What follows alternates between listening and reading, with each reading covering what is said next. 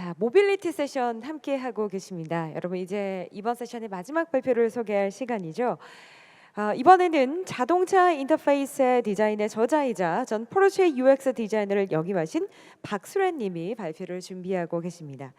박수래 님은 LG전자와 독일 직제 게임베하, 독일 포르쉐 본사에서 UX 디자이너로 재직을 하셨고요. 스타트업 마이뮤직 테이스트를 창업한 바 있습니다. 2022년 출간된 자동차 인터페이스 디자인의 저자로도 잘 알려져 있죠. 이번 세션은요, 나만의 움직이는 공간 3.3 제곱미터를 주제로 강연을 준비해 주셨습니다. 자, 그럼 박수래 연사님을 소개 영상과 함께 무대 위로 모시겠습니다.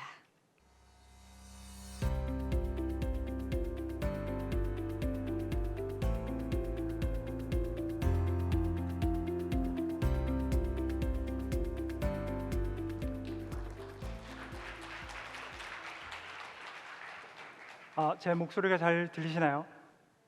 예. 방금 소개받은 박수래라고 합니다. 반갑습니다. 오늘 이 자리에 초대해 주신 헤럴드 관계자 여러분께도 감사를 드립니다. 오늘 제목이 나만의 움직이는 공간 3.3 제곱미터라고 지었는데요. 눈치채신 분들도 있겠지만 한 평입니다. 평. 예, 이걸 한 평으로 쓰는 게 이제 권장되지 않죠. 저희가 매트릭 시스템을 사용하기 때문에 3.3 제곱미터라고 이제 표현했고요. 이 3.3 제곱미터가 의미하는 바는 이제 자동차 안에 공간을 얘기하는 거죠. 자동차 주차장은 사실 그거보다 좀 큽니다. 하지만 나중에도 설명드리겠지만 약간 이제 인테리어까지만 보면 그 정도의 사이즈가 될 것 같아요. 저를 잠깐 소개하겠습니다. 저는 2018년부터 2021년까지 독일 포르쉐에서 UX 디자이너로 일을 했습니다. 그리고 그간의 경험을 바탕으로 올해 자동차 인터페이스 디자인이라는 책을 발간했는데요. 오늘은 공간이 주제이니만큼 공간과 자동차의 관계에 대해서 좀 더 얘기를 해보도록 하겠습니다. 물론 더 많은 얘기들은 책에 있고요. 자동차를 보시면 사실 사이즈가 굉장히 다양합니다. 뭐 작은 차도 있지만 큰 차도 있고, 심지어 이건 똑같은 차인데 옛날 차가 현재의 차보다 훨씬 작죠. 그렇게 보입니다. 물론 이제 시대 상황에 맞게 그 안전 기준 같은 걸 맞추기 위해서 차가 어쩔 수 없이 커지는 부분은 있어요. 그런데 이런 걸 다 걷어내고 나면 사실 요거죠. 4사람 정도가 앞뒤로 앉을 수 있는 공간. 그래서 한 평 정도가 나오는 이 공간이 우리가 얘기하는 자동차의 공간입니다. 그럼 이 자동차 공간이라는 건 대체 어떤 특성을 갖고 있는가? 그 얘기를 오늘 좀 해보려고 하는데요. 제가 꼽은 건 크게 3가지입니다.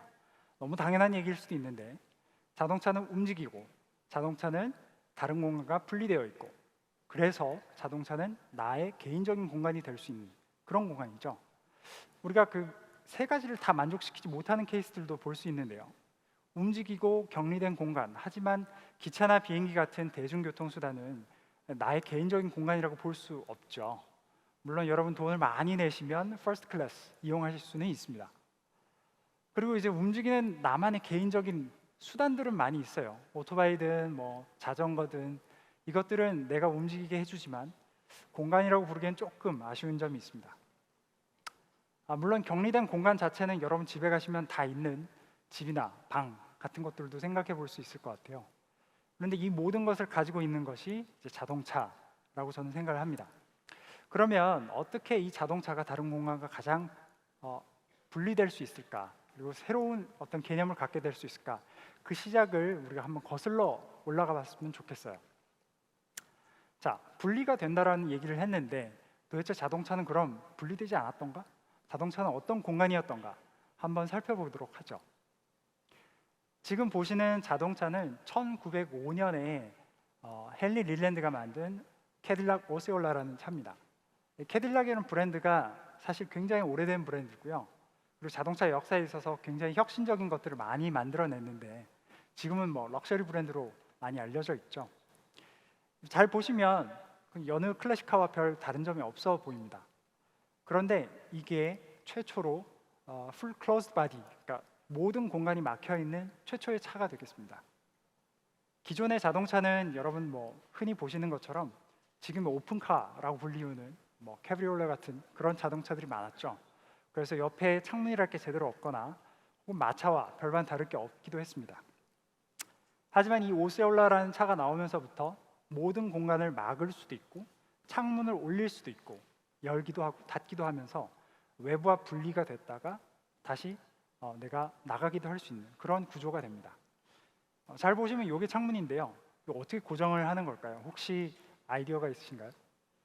저 위에 보이는 조그마한 끈 같은 게 있는데 저게 사실은 창문을 고정해주는 고정 장치예요. 우리도 사실 지금 창문을 완전히 열거나 뭐 완전히 닫거나 하지 않고 조금만 열 때가 있잖아요. 옛날에도 마찬가지로 한 3단계 정도만 이렇게 열어서 공기의 흐름을 순환시키기도 했습니다. 그 후에 나오는 자동차 창문은 또 이런 모양들이 있는데 1921년 포드에서 만든 T 모델인데요. 옆에 있는 이 끈 같은 게 보이시나요? 이게 지금으로 말하면 자동차 파워 스위치 같은 거예요. 오른쪽에 있는 사진은 사실은 자동차가 아니고 기차입니다. 이건 오스트리아에 있는 기차를 제가 타면서 사진을 찍었던 사진의 일부분인데 그때 당시에 자동차의 아이디어들은 상당수가 기차에서 이렇게 온 것들도 있어요. 구조를 보시면 대충 이해하시겠지만 창문이 내려가면서 스트랩이 끌려 들어가고 다시 그걸 끌어올리면 창문이 올라가는 그런 식입니다. 여기서 한 단계 지난 창문은 이런 거죠. 1922년인데요. 역시 포드에서 나온 차입니다. 이때 당시만 해도 자동차의 어떤 구조나 이 형태들이 완전히 고정되지 않아서 해가 다르게 뭔가 새로운 것들이 나오고 적용되기 시작했어요. 그래서 여기서 보시는 창문의 걸개는 창문을 모든 단계를 조금씩 조절을 할 수 있죠. 다만 지금처럼 전자동은 아니고 이 걸쇠를 걸었다가 뺐다가 하는 식입니다. 어찌됐든 그 전보다는 조금 더 진보한 방식이에요. 그리고 한 해 더 지나갑니다. 1923년 역시 포드에서 나온 차인데요. 잘 보시면 저기 오른쪽에 기억하시는 분들은 좀 계시겠지만 돌돌이라고 불리우는 크랭크 시스템이 들어갑니다. 이것도 역시 이제 전차에서 그때 기차에서 사용하던 방식을 가져온 개념인데요. 이후부터는 우리도 흔히 알게 되는 오르락 내리락하는, 그래서 영어 표현에는 roll up, roll down이라고 하는 표현이 들어있는데 창문이 이렇게 말려 올라가고 내려가는 시스템이 들어가게 됩니다. 자, 우리가 지금 쓰고 있는 것과 별반 다르지 않은 것이 바로 이 파워 스위치, 전동으로 창문을 오르락 내리락 하는 장치인데 1942년에 패커드라는 자동차 브랜드에서 처음 개발이 됐고요. 사실상 이때 이후로는 지금까지도 우리가 동일한 시스템을 가지고 창문을 오르락 내리락 하고 있습니다. 자, 창문 얘기를 한참 했는데 왜 이렇게 창문 얘기, 문 얘기 많이 하느냐? 결국 이것이 자동차를 개인적인 공간으로 만들어주는 키 포인트 중에 하나죠. 우리는 만약에 방처럼 완전히 닫고 싶었다면 창문이 필요하지 않았겠지만 자동차라는 공간은 운전을 해야 되기 때문에 밖을 보기도 해야 되고 또 동시에 나가기도 해야 되고 그러면서 이걸 내 마음껏 조절할 수도 있어야 하는 그런 기능이 필요했습니다. 자, 그러면 정말 자동차를 공간으로 어떻게 쓰고 있는가, 그 부분을 한 번 더 보기로 해요. 2019년에 일본에 있는 자동차 공유업체 오릭스에서 재미있는 걸 발견하게 됩니다. 오릭스의 회원은 23만 명 정도인데 오릭스의 데이터 분석가들이 자동차 사용 공유 자동차죠. 공유 자동차 사용 행태를 분석해 보니까 주행 거리가 전혀 없는 그런 사용 행태들이 보이기 시작해요. 공유 자동차를 빌리면 여러분 중에 뭐 그린카나 소카 이런 거 빌려보시는 분들 있죠. 어디론가 가기 위해서 빌리는 거잖아요. 근데 왜 주행 거리가 0km일까요? 여기에 대해서 조사한 결과들은 아래와 같습니다. 첫째, 낮잠을 자거나 휴식을 취한다. 직장인 중에 뭐 잠깐 밥 먹고 쉬고 싶은데 가서 잘 데 없어서 헤매는 분들이 계실까요? 그러면 이제 밖에 나가서 공유 자동차 30분 빌려서 주무시면 됩니다. 둘째, 실제로 업무를 하기 위해서 자동차 공간을 빌린 케이스도 있다고 해요. 특히 코로나가 시작되긴 이후로는 여러분 화상회의를 많이 하시잖아요. 가끔 이런 회의할 때가 없어서 헤매는 공간이 있으시진 않았나요? 저는 가끔 이런 회의를 하려고 지하 주차장에 내려가서 제 차를 쓰기도 하는데 자동차랑 공간이 꽤 괜찮은 회의 공간이기도 해요. 또 저런 짐 보관을 하기 위해서 이렇게 공유 자동차를 빌렸다고 합니다. 어디 여행을 갔는데 좀 돌아다니고 싶은데 무거운 짐 이거 들고 다니기 쉽지 않죠. 그러면 짐 보관할 만한 곳을 찾기 힘들 때 공유 자동차에 넣어놓고 문 잠가 버리면 되는 거죠. 또 휴대폰 충전할 수도 있습니다. 뭐 당연한 얘기겠지만 동일본 대지진 때 사실 많은 사람들이 휴대폰을 써야만 하는데 방법이 없어서 자동차들을 열고 충전을 해서 전화를 썼던 그런 기록들이 있어요.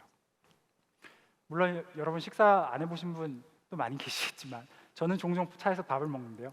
예, 식사를 할 공간으로도 꽤 괜찮습니다. 혼밥하기 괜찮아요. 물론 전화 통화 아주 좋고요. 요즘 들어서는 이런 형태도 많이 발견되더라고요. 유튜브를 촬영하는 거, 보는 거 말고 촬영하는 거. 자동차에서는 충분한 에너지원이 있으니까 뭐 조명도 켤 수 있고 방음 시설 잘 돼 있고 내가 원하는 얘기 마음껏 할 수 있고 유튜브 촬영 괜찮은 공간인 것 같습니다. 덜어놓은 옷을 갈아입으려고 탈의실 대신 자동차를 사용하기도 합니다. 노래 연습 안 해본 분은 없겠죠. 예. 이런 여러 가지 상황들에 맞추어서 공간을 쓸 수 있다. 이게 앞에서 말씀드렸던 모바일, 퍼스널, 아이솔레이티드 이 세 가지를 만족하기 때문에 가능한 상황들입니다. 저도 한번 그래서 써봤습니다. 지난 달이었나요? 강남에서 회의를 할 일이 있었는데 그 약속 장소에 가려니까 그 전 시간에 바로 2시간짜리 회의가 있는 거예요. 근데 그 2시간짜리 화상회의를 할 공간을 찾아볼래니 제가 생각했던 바로 그 다음 약속 장소하고는 거리가 멀어서 오케이, 그럼 가장 가까운 곳에 있는 공유 자동차를 빌려보자 해서 2시간 동안 회의를 하고 6,800원 냈어요. 나쁘지 않은 사용이죠. 총 거리 0km를 운행했다고 친절하게 알림 톡도 왔습니다. 물론 자동차에서 업무를 본다는 게 꼭 저런 형태는 아니고요. 다양한 방법으로 업무를 보시는 분들이 계실 텐데요. 작년에 닛산에서는 이제 오피스팟이라는 컨셉을 내보였습니다. 저도 이런 컨셉 늘 고민하고 정말 해보고 싶다는 생각을 많이 했는데 제 머릿속에는 주로 1톤짜리 트럭 위에 이렇게 공간이 있고 어딘가 전원 플러그를 꼽으면 그 안에서 일을 할 수 있지 않을까 그런 생각들을 했어요. 실제로 전기 자동차가 보급되면서 에너지원에 대한 고민들이 많이 사라지고 시동을 켜지 않아도 되고 그래서 깨끗한 소음 없는 오피스 공간으로 자동차는 꽤 매력적인 장소가 됐습니다.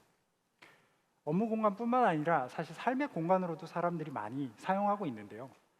생각해 보시면 뭐 차박 트렌드 지금도 굉장히 인기가 있죠. 물론 이건 굉장히 팬시한 버전이겠지만 좀 더 리얼리티를 살펴보면 이런 것도 가능합니다. 차 안에서 생활을 하시는 분들 있어요. 뭐 RV 리빙, 뭐 칩 RV 리빙 이런 거 찾아보시면 이런 삶을 유지하시는 분들 굉장히 많이 나옵니다. 밑에 보이는 건 전기 자동차 테슬라인데요. 이것도 뭐 이 안에서 주구장창 살려고 하면 사실 여러 가지 구조를 만들어서 살 수 있을 것 같아요. 또 식사는 어떻습니까? 우리에게는 익숙치 않은 개념인데 이거는 카홉 레스토랑이라는 곳이에요. 그러니까 미국에서는 널리 알려진 개념인데 사실 지금은 싹 딱히 이제 쓰이고 있지는 않죠. 우리에게 익숙한 개념은 드라이브스루죠. 차를 몰고 가서 밥을 받아서 그리고 이동을 하는 이런 레스토랑은 차를 넓은 주차장에 이렇게 주차를 합니다. 그러면 그게 일종의 테이블이 되는 거예요. 그럼 점원이 음식을 들고 와서 차에 배달을 해주죠. 그러면 이제 차 안에서 먹는다기보다는 오른쪽에 보시는 것처럼 약간의 거리 같은 거, 트레이 같은 거를 차 창문 쪽에 걸고 이제 식사를 하게 됩니다. 이런 레스토랑들이 옛날에 많이 있다가 지금은 많이 사라졌어요. 근데 2020년 코로나가 발생하면서 우리 비대면으로 식사하고 뭐 비대면으로 회의하고 이런 게 많이 늘었죠. 그러면서 미국에서 다시 카홉 레스토랑이 많이 생겨났다. 이런 뉴스를 접하게 됐습니다.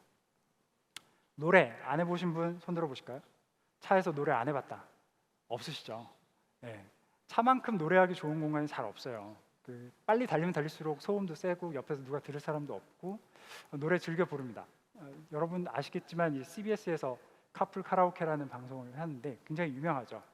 유명 연예인만 나와서 노래하는 게 아니라 여러분도 여러분 차에서 얼마든지 할 수 있잖아요. 그래서 심지어 포르쉐에서는 2021년에 그 가사가 나오는 뮤직 플레이어를 런칭하기도 했습니다. 개인적으로 제가 이쪽 UX를 디자인하고 포르쉐에 있었지만 별로 추천하고 싶지는 않습니다. 운전하시면서 가사를 보며 운전한다 하면 안 될 행동 같아요. 그 외에도 뭐 자동차를 금고로 쓰시는 분들도 있는 것 같아요. 저는 해본 적 없지만 많은 양의 돈을 보관하고 싶다. 자동차도 꽤 괜찮은 장소일 수 있습니다. 참고로 저희 아버지께서는 차에 돈을 보관하셨다가 크게 잃어버리신 적이 있어서 저는 개인적으로 이용하지는 않습니다. 그리고 미국에서는 이제 총을 이제 차에 보관하는 사람도 종종 있어요. 총을 어디다 둬야 될까 고민하는 분들 중에 이를테면 아기가 있는 집들은 뭐 집안에 총기를 둘 수 없다. 애들이 손을 댈까 겁난다. 그래서 일부러 차에 두는데 그것도 글러브 박스 안에. 글러브 박스는 보통 이제 잠글 수가 있거든요. 그래서 그 안에 총기까지 보관하신 분도 있다고 얘기를 들었어요. 그래서 일종의 자동차 공간을 금고로 활용하는 거죠. 이렇게 보면 이제 자동차를 공간으로 활용하는 예들은 아주 많이 있는데요. 그렇다면 이런 공간들이 앞으로 어떻게 변화해 나갈 것인가, 그걸 한번 같이 얘기를 해볼까 합니다. 자, 미래 자동차, 사실 지금 굉장히 격변기이기도 합니다. 자동차라는 공간이 자동차의 구조와 자동차의 어떤 성능, 그리고 자동차를 쓰는 행태들이 변하면서 같이 변해가는 거니까요. 흔히들 이제 미래의 자동차를 에이스라고 많이 얘기를 하시는데요. 이건 세 가지 말들의 줄임입니다. 첫째, 오토노머스, 자율주행이죠. 그리고 커넥티드, 자동차가 어딘가에 연결이 되어 있고, 그리고 일렉트릭, 전동화되는 이 세 가지의 키워드가 미래의 자동차를 대변한다고 할 수 있겠습니다. 그 중에서 첫 번째 오토노머스에 대해서 좀 얘기를 해볼까요? 제가 알고 있는 한 문헌 조사를 정확하게 한 건 아니지만 오토노머스 비클의 가장 시초가 되는 건 아마 이게 아닐까라는 생각을 해봤습니다. 심지어 음성으로도 컨트롤을 할 수 있어요. 멈춰, 서, 가, 오른쪽, 왼쪽 가능합니다. 좀 멀미가 심할 수는 있겠지만. 그리고 나서 1950년대에 이런 그림을 그린 분들이 있더라고요. 이 그림은 놀랍게도 자동차 회사에서 그린 게 아니라 에너지 회사, 지금으로 치면 한전 이런 데서 그린 그림이에요. 이 안에 있는 사람들을 보시면 자동차 안에서 TV를 보고, 자동차 안에서 음식을 먹고, 자동차 안에서 게임을 하거나 대화를 하고. 근데 놀랍게도 이게 2020년대에 우리가 생각하는 자율주행의 모습과 유사한 데가 있어요. 물론 그 안에 굉장히 이상한 컨셉들도 많이 나오기도 합니다. 오토노머스 비클이라고 해서 꼭 저런 상상만 했던 건 아닌 것 같아요. 2000년대 초반에 와서야 제가 가장 머릿속에 강력하게 이제 박혔던 자율주행의 모습은 영화 마이너리티 리포트에 나왔던 모습인데요. 수백 대의 자율주행 차량들이 줄지어서 아무런 컨트롤 없이, 신호 없이 이렇게 가는 모습들, 굉장히 인상적이었어요. 이런 자율주행 차량이 사람이 타는 것뿐만 아니라 타지 않은 상태에서도 굴러간다는 거 여러분 아시죠? 테슬라의 서몬 기능인데요. 내가 차에 타고 있지 않아도 차를 불러서 내 앞으로 다가오게 하는 것이 가능합니다. 그러면 마치 이제 공간이 스르르 나에게 오는 것 같겠죠. 이걸 좀 더 확장시켜 보면 내게 오는 공간뿐만 아니라 내게서 멀어지는 공간도 생각해 볼 수 있을 것 같아요. 여러분 학원에 아이를 데려다 줘본 경험이 있으신지 모르겠지만 아이들이 몇 있는 집은 학원 혹은 학교로 아이들을 드랍하기 바쁘죠. 엄마 갔다 올게 하고 손드는 이 아이 앞쪽에 운전석에 아무도 없다. 이런 것도 가능하지 않을까요? 그런데 이런 자율주행 차량을 어떻게 쓰면 좋을까? 그 안에서 사람들이 뭘 하고 싶어 할까? 이미 조사를 해온 게 있습니다. 감사하게도 현대자동차에서 이미 이 조사를 해주셨더라고요. 보시면 이게 복수응답이라서 100%가 맞는 건 아닌데 가장 우선순위가 높았던 게 그냥 나는 밖을 볼래요. 운전을 안 하니까 밖을 보겠습니다라는 얘기를 했고요. 두 번째로 높게 나온 게 대화를 하겠습니다 라는 거죠. 근데 생각해 보세요. 대화할 사람이 없다면 첫 번째 밖을 보겠습니다. 그리고 세 번째 우리가 주목해서 봐야 할 게 이 부분인데 자겠습니다가 세 번째로 나왔어요. 자, 여러분은 자율주행 차량에서 잠을 잘 수 있나요? 나는 가능하다라고 생각하시는 분 혹시 손 들어봐 주시겠어요? 잠깐. 나는 자율주행 차량에서 잠을 잘 수 있겠다. 생각보다 굉장히 보수적이시네요. 한 분 손 드셨어요. 예, 생각보다 아직까지는 사람들이 차를 신뢰하기 힘들어하는 것 같아요. 물론 여러분 중에는 이 자율주행 차량의 성능에 대해서 의심하는 분들도 많을 것 같고, 아까 이한께서 설명해 주셨다시피 저 역시도 자율주행 차량의 미래가 그렇게 금방 올 거라고 생각하지는 않는데요. 실제로는 사람들은 잠을 잡니다. 물론 이게 아주 잠깐일 수는 있겠지만 잠을 자려고 하는 사람들이 꽤 많다는 거, 자율주행 특히 테스트나 혹은 자율주행 연구하시는 분들은 이 위험에 대해서 다 알고 있어요. 놔두면 잡니다. 물론 이렇게 자는 사람들도 있는데 이건 지금도 벌어지고 있는 일이죠. 이게 더 위험해 보이시나요? 아니면 이게 더 위험해 보이시나요? 뭐가 됐든 우리가 궁극적으로 레벨 5의 자율주행을 추구한다면 아마도 그 경험은 이것 비슷하지 않을까라는 생각을 해봤습니다. 여러분이 기차나 혹은 비행기를 탈 때 여러분은 아주 편안한 마음으로 잠들 수 있죠. 자율주행 차를 만드는 사람들도 아마 그런 걸 목표로 하고 있을 거는 같아요. 저 역시도 그런 날이 빨리 오기를 바라고 있습니다. 그게 된다면 수도권에 꼭 집을 사야 될까? 뭐 이런 생각도 해봐요. 좀 멀어도 되지 않나? 어차피 아침에 출근할 때 차에서 좀 자면 되는데 뭐하러 그렇게 강남 근처에 집을 사려고 그렇게 노력을 할까? 뭐 그런 생각 가끔 들기도 해요.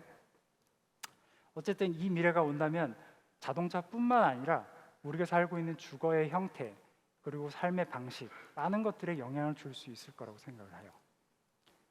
자, 두 번째 키워드 커넥티드에 대해서 한번 얘기를 해볼까요? 연결된다는 거 그게 무슨 의미를 갖고 있을까? 여러분 테슬라의 독 모드라는 걸 아시죠? 잠시 내가 쇼핑을 가거나 뭐 가게 안에 들어갈 때 강아지를 데리고 들어갈 수 없으니까 이 독 모드를 켜놓으면 실내 공기는 적당한 수준에서 유지가 되고 나는 멀리서도 강아지들이 잘 있는지 모니터링도 가능하죠. 이런 게 된다는 거 결국 자동차가 연결돼 있기 때문에 인터넷이 들어가 있기 때문에 가능한 겁니다. 또 다른 예를 볼까요? 이건 2015년에 DHL과 아우디가 함께 테스트를 했던 프로젝트인데요. 물론 그 후로 새로운 소식이 없는 거 봐선 그렇게 진행이 잘 된 것 같지는 않아요. 하지만 여러분 보시다시피 지금 택배 기사님이 물건을 트렁크로 넣고 계시죠. 저 트렁크는 누가 열어줬을까요? 차 주인이 멀리서 리모트로 열어주는 거죠. 내가 갖고 있는 차가 연결이 되어 있으면 이런 것들이 가능합니다. 사실 이런 연결된 자동차의 가장 비근한 예가 공유 자동차예요. 그리고 여러분도 지금도 쓰고 계시죠.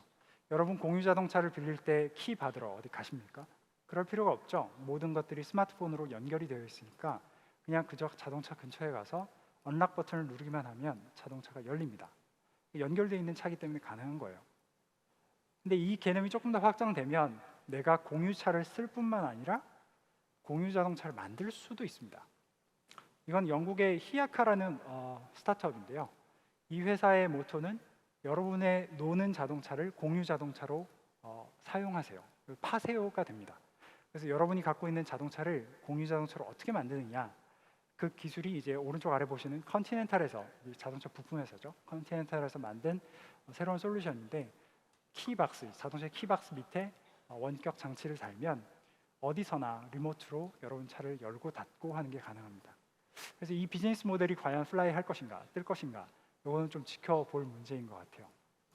어쨌든 연결된 공간은 여러분만의 것이 아니라 또 여러분이 남에게도 제공할 수 있는 공간이 될 수 있습니다. 마지막으로 일렉트릭, 전동화에 대해서 한번 살펴볼까요? 이 부분만 얘기하기에도 사실 뭐 거의 1시간 가까이 얘기할 수 있는 내용인데요. 2015년에 포르쉐에서 미션 E라는 일렉트릭 스포츠카를 이제 컨셉을 내놨을 때 굉장히 충격을 받았어요. 물론 이제 포르쉐를 다니지 않을 때였거든요. 그래서 포르쉐를 동경하는 마음도 있었지만 너무 아름답기도 하고 그리고 포르쉐라는 굉장히 내연기관의 끝판왕 자동차 회사가 전동화를 한다. 굉장히 신선한 컨셉이었어요. 충격이었고 더 충격이었던 건 2018년에 회사를 가보니까 벌써 차는 다 만들어놨더라고요. 출시는 안 했고 그래 2015년에 컨셉으로 내놨는데 2018년에 이게 양산차가 돼서 나오네. 굉장히 놀라운 경험이었습니다. 근데 포르쉐가 유명한 건 뭐냐면 파워트레인이에요. 파워트레인. 엔진에서 나오는 힘을 어떻게 분배시킬 거냐. 그걸 하려면 아까 앞에서도 연사분들께서 설명해 주셨다시피 이 동력 전달 장치가 필요한데 그러려면 아래와 같은 구조가 필요합니다. 이 구조가 어디로 가느냐? 자동차의 이 중심부에 연결이 되죠. 이걸 이제 트랜스미션 터널, 변속기 터널이라고 부르는데 뒷자리에 3명 앉을 때 가위바위보 하는 그 이유가 되기도 합니다. 누가 가운데 앉을래? 맨날 이제 치고받고 싸우는 게 되죠. 하지만 이제 전기차가 되면 스케이트보드 시스템이라고 널리 알려진 아무것도 없는 평평한 공간이 생기게 돼요. 그래서 동력을 전달하는 데 있어서 어떤 기계적인 장치가 필요한 게 아니라 배터리만 바닥에 깔리는 거죠. 그 덕분에 최근에 나오는 컨셉 자동차들은 다들 이런 식입니다. 바닥에 아무것도 없고요. 라운지 컨셉이라고도 하는데 굉장히 그 거실 느낌의 공간을 추구하고 있죠. 이건 볼보에서 나온 컨셉이고요. 이건 미니에서 작년에 나온 컨셉입니다. 둘 다 뭐 핵심은 바닥에 아무것도 없고 넓게 펼쳐져 있는 그런 공간들이에요. 전동화가 되기 때문에 가능한 컨셉입니다. 사실 문자적으로 더 많은 공간들이 이 안에 들어갑니다. 엔진이 없죠. 엔진이 없기 때문에 엔진 룸이 비어요. 그래서 우리가 앞쪽에도 일종의 트렁크 공간이 생겨서 그걸 프론트 트렁크, 뭐 프렁크라고 부르는데, 뒤에도 트렁크, 앞에도 트렁크, 안에는 뭐 널찍하니 사실 이걸 다 묶으면 그냥 하나의 방처럼 생각해 볼 수도 있을 것 같아요. 그래서 전통적인 자동차 디자인이 어쩌면 조만간 굉장히 큰 변혁을 맞이하지 않을까, 그런 생각을 해보게 됩니다. 자, 그럼 공간은 계속 커지기만 하느냐? 사실 그렇지 않을 수도 있어요. 지금 보시는 자동차는 마이크로 EV라고 불리는 타입의 자동차인데, 이것도 전기차입니다. 그리고 중국에서 굉장히 각광받는 자동차 스타일이기도 하고요. 이 자동차는 면허가 없어도 운전을 할 수 있습니다. 시속은 최대 60km인가 80km인가로 제한이 돼 있어요. 그리고 도심 안에서만 운행을 할 수 있고요. 최근에는 국내법도 이와 비슷한 게 있어서 제가 알기로는 국내 모 정유사에서 이런 비슷한 류의 자동차를 파는 걸로 알고 있습니다. 자, 이런 자동차들을 누가 필요로 할까요? 사실 굉장히 많은 정부들에서, 그리고 그 큰 도시들에서 도심진의 내연기관 차량을 점점 더 제한하고 있어요. 물론 이제 자동차를 전기화하는 것에 목표를 두는 것도 있지만 공해 때문이죠. 옛날 디젤 차량들, 뭐 유로 5, 6 같은 게 점점 더 도심지로 접근이 제한되는 것처럼, 이제 그와 반대급부로 자동차, 전기 자동차를 최대한 도심지로 당겨 올려는 흐름입니다. 그러다 보니 이런 작은 소형 전기차들의 수요가 꽤 있는 거죠. 네, 사이즈도 굉장히 작아요. 주차 공간 하나에 아마 2대 정도는 들어갈 수 있을 것 같아요. 자, 그럼 이 주차 공간, 이건 누가 돈을 냈냐? 이것도 재미있는 공간의 개념인데요. 제가 살던 이 슈투트가르트에서는 거리에 주차를 하면 꽤 비싸요. 여기 뭐 슈투트가르트 중심지인데 여기에다 차 주차하면 뭐 시간당 한 5유로에서 6유로 정도 내게 됩니다. 그거 피하려고 뭐 여기저기 골목골목 숨어 들어가도 그닥 싸지 않아요. 그런데 여러분, 전기차가 되면 무슨 장점이 있냐면 주차비가 무료입니다. 어디에 대든 상관없어요. 꼭 전기자동차 주차장이 아니어도 그냥 거리에 대시면 주차비가 무료입니다. 아무도 주차비를 물지 않아요. 재밌는 건 그게 소형 전기차든 이렇게 비싼 럭셔리 전기차든 상관없이 여러분 주차비가 무료라는 거죠. 도심지 안에서 이런 주차 공간, 비싼 주차 공간까지도 내가 전기차이기 때문에 쓸 수 있다는 거, 굉장히 매력적인 조건이죠. 오늘 공간에 대한 이야기들을 이것저것 해봤는데요. 다시 한번 정리를 해볼게요. 자동차 공간이 갖는 특성 3가지 말씀을 드렸어요. 움직이는, 그리고 격리된 나만의 공간, 이 공간적 특성을 여러분들도 한번 누려보시길 바라고, 이 공간들이 앞으로 어떻게 변화될 것인가, 크게 3가지, 자율주행, 그리고 연결된 자동차, 그리고 전기화, 이 3가지 흐름에 맞춰서 아마도 우리의 자동차 공간 경험이 변화되지 싶습니다. 예, 오늘 발표는 여기까지 마치겠습니다. 들어주셔서 감사합니다. 네, 발표 잘 들었습니다. 역시 마찬가지로 Q&A 시간으로 넘어가 보도록 하겠습니다. 모빌리티 세션의 마지막 연사분이셨는데요. 자, 질문 있으시면 여러분 손을 들어주시고요. 마이크를 전달하도록 하겠습니다. 네, 질문도 괜찮고요. 연사님께 드리는 말씀도 괜찮습니다. 자유로운 소통이 가능할 수 있는 시간이니까요. 네, 마이크 전달해 주십시오.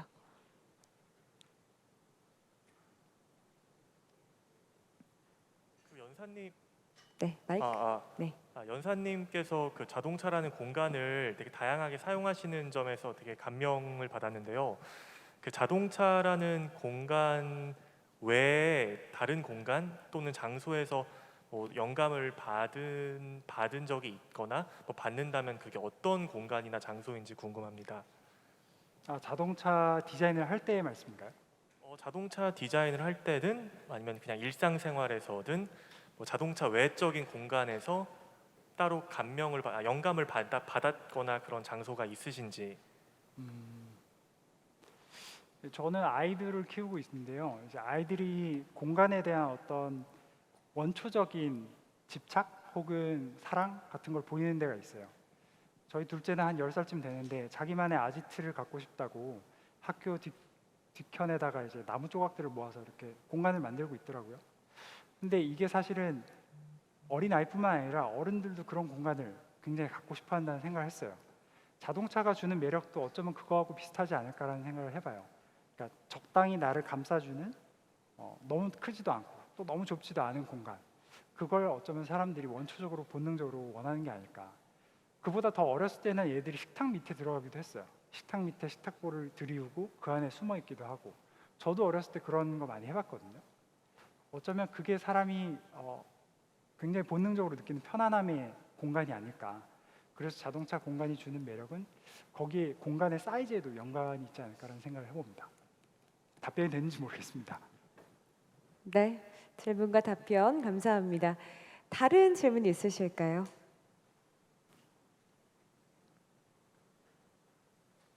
네, 손을 들어주셨습니다. 마이크 전달합니다.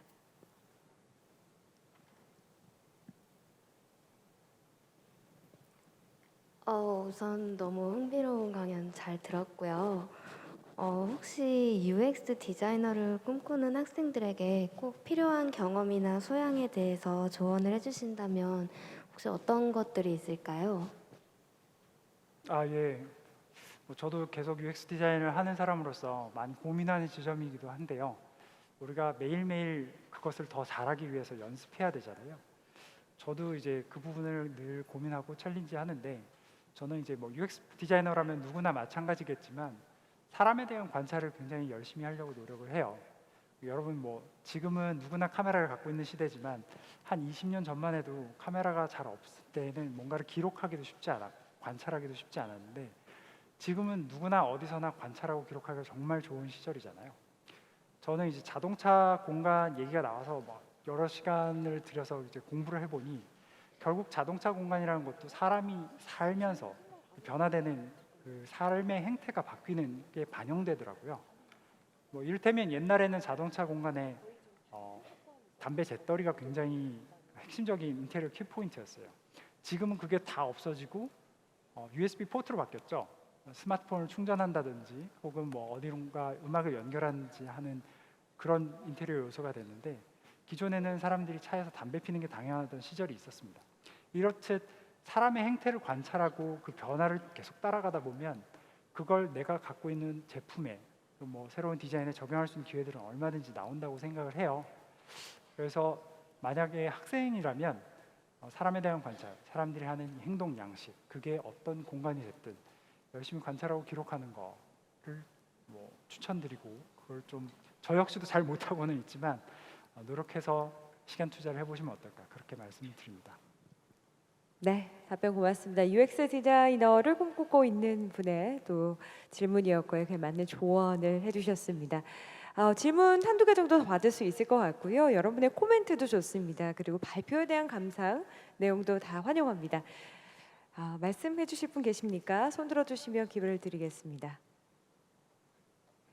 자, 없으시면 계실까요? 뒤에? 예, 제가 조명 때문에 좀 보이지 않아서요. 뒤쪽에 마이크를 전달하겠습니다.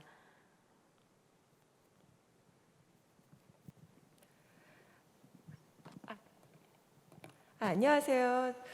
저 박수래님 반갑습니다. 저 오랜만에 다시 뵙겠습니다. 네, 잘 보이지가 않아서. 예. 네.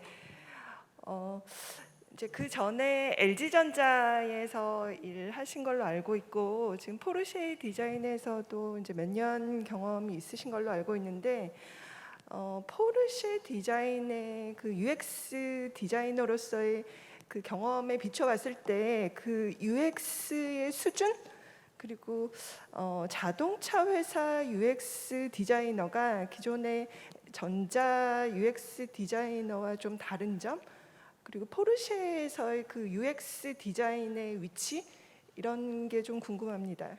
네, 제가 나중에 한번 인사를 드리겠습니다. 제가 뵌 적이 있는 것 같기도 하고요. 자동차 회사에서 이제 UX 디자인을 한다라는 거 굉장히 이제 최근에 생긴 개념입니다. 기존까지는 자동차 디자인이 인테리어와 익스테리어로만 나눠져 있었다면, 최근 들어서 이제 자동차 사용자 경험이라는 분야가 굉장히 각광을 받기 시작하죠. 저도 이제 전자회사에서 일을 하다가 인터넷 비즈니스로도 갔다가 여러 가지 UX 디자인을 한다고 했는데, 자동차라는 물건이 굉장히 특징적인 거는 자동차를 나와 굉장히 동일시한다는 거예요. 그러니까 자동차는 나의 분신과 같은 존재가 되는 거죠. 그래서 자동차에 투영하고 싶은 자기의 이미지가 있고, 반대로 그 브랜드를 자기가 돈을 주고 삽니다. 자동차 UX 디자인을 하면서 가장 어려운 지점이 거기고, 특히 브랜드 아이덴티티가 강한 회사일수록 UX 디자인을 하기가 쉽지가 않아요. 왜냐하면 전통적인 브랜드 아이덴티티를 지키면서 동시에 사용자 경험을 끌어올려야 되는데 항상 그 어딘가에 충돌하는 지점이 있더라고요. 뭐 이를테면 사용성을 위해서는 여기 적당히 좋은 사이즈의 스크린이 필요합니다 라고 얘기했지만 곧바로 날아오는 대답은 테슬라 같잖아 라는 얘기가 들어옵니다. 그러면 아 그렇죠, 그럼 우리는 포르쉐니까 뭐 좀 다르게 해야겠네, 이런 얘기들이 이어지는 거죠. 그래서 브랜드 아이덴티티를 지키면서 동시에 우리가 원하는 기능들을 집어넣는 거, 이런 게 좀 어려웠다는 기억이 들고요. 전자회사에서 했던 여러 가지 제품들이 있지만 전자회사는 생각보다 사람들이 오랫동안 제품을 써오면서 레가시가 쌓여와서 어떻게 써야겠다라는 감이 있어요. 그리고 사람들이 스마트폰에 익숙해지면서 여기에 어떤 기대치가 있기 때문에, 사용 경험이 있기 때문에 거기에 비추어서 전자제품을 씁니다. 근데 자동차는 최근 들어서 디지털라이제이션이 되고 기존의 사용 경험들이 굉장히 격변을 겪으면서 바뀌는 중입니다. 그래서 이걸 새로이 교육을 해야 되는 상황이고, 사람들이 탈 때마다 이 차는 새로운 차네, 이거 어떻게 써야 되지? 이런 고민을 하게 만들어요. 그래서 자동차 디자인을 하는 사람들이라면 아마 지금 이 시점이 굉장히 어려운 시점이라고 생각되는 게, 그 어느 것도 사람들이 대중적으로 인지하고 쉽게 받아들일 수 있는 유저 인터페이스가 없다. 그래서 그걸 만들어내는 데까지는 아마도 앞으로 5, 6년의 시간은 더 필요하지 않을까, 그런 고민들을 하고 있습니다. 답이 됐는지 모르겠네요. 네, 답변 잘 해주신 것 같습니다. 저도 이해가 잘 되었습니다. 자, 이렇게 해서 이번 세션 질문 하나 더 받을까요? 자, 손 들어주신 분 계셨나요? 제가 놓친 분 있나요? 네, 마이크 전달해 주시기 바랍니다.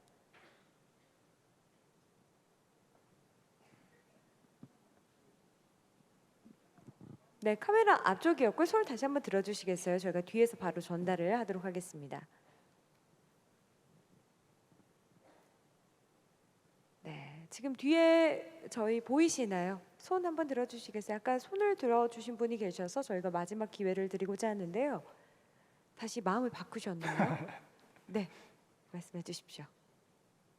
마음을 바꾸신 것 같습니다. 네. 사실 쉬는 시간에 정확하게 25분 이렇게 해서 마무리를 하도록 하겠습니다. 여러분, 연사님께 다시 한번 큰 박수를 부탁드리겠습니다.